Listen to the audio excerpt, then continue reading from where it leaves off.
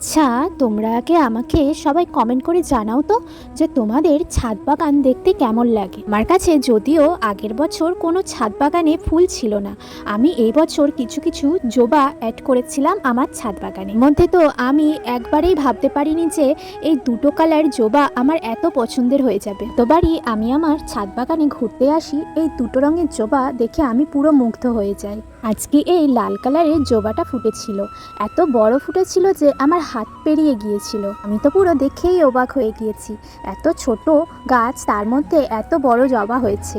আর এই নয়নতারার কথা তো তোমরা বাদই দাও, এই দুটো কালার নয়নতারা আমি গাছগুলো বসিয়েছিলাম আমার ছাদ বাগানে কিছুদিন আগেই।